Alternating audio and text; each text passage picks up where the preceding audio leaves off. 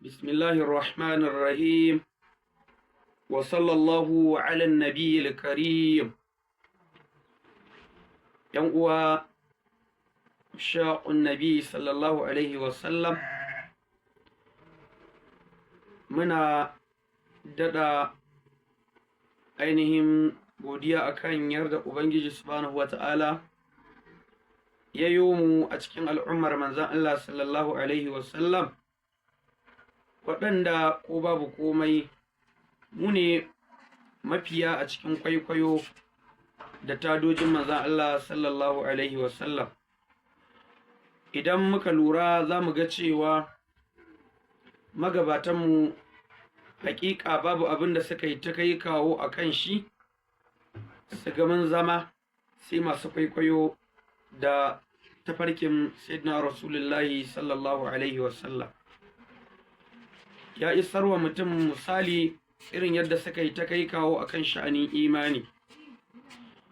Kuma abu na biyu da muke wa Allah godiya a kan shi, kaso 2.5 cikin 3 littattafan da suke hannun musulmi a yanzu a matsayin addini suke biya shi, to kaso 2.5 cikin 3 na ma'abota ɗariƙa ne, ɗariƙu ne na sufanci. Ashe ɗariƙun sufaye kenan sun ba addinin musulunci gudunmuwoyi waɗanda ba su da iyaka.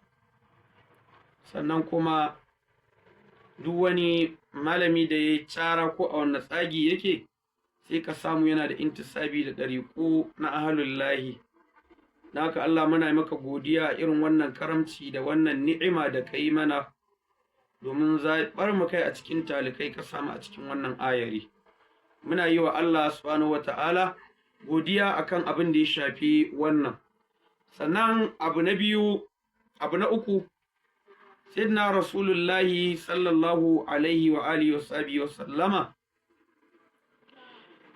duka kusan yawan sufayen nan wallahi za ka samu shugabannin ɗariƙun nasabarsu tana komawa gidan sayyidina rasulullahi, a inda ake ta tija-tija a wannan ƙarni da wannan zamani.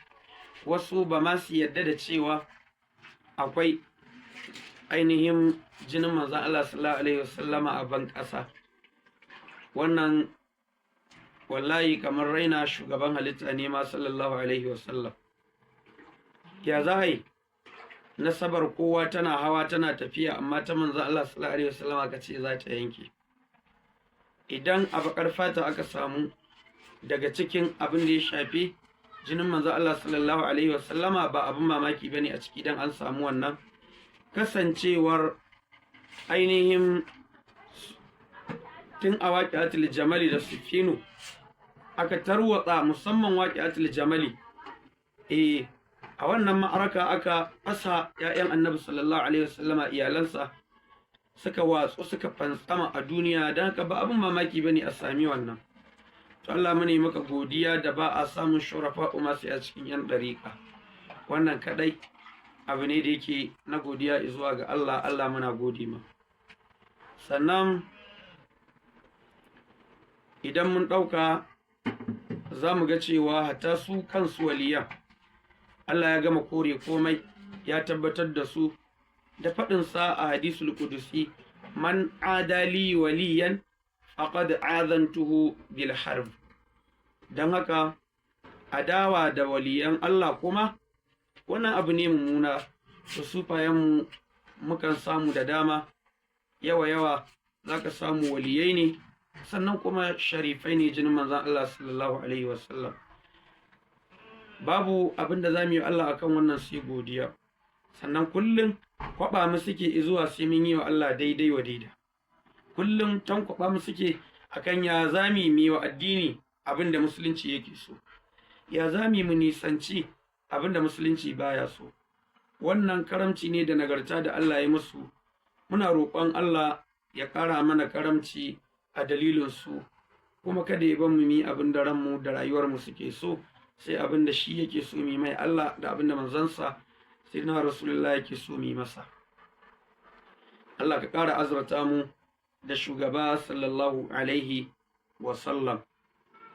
أقول قولي هذا أستغفر الله لي ولكم wassalamu alaikum wa rahmatullahi wa barakatuh.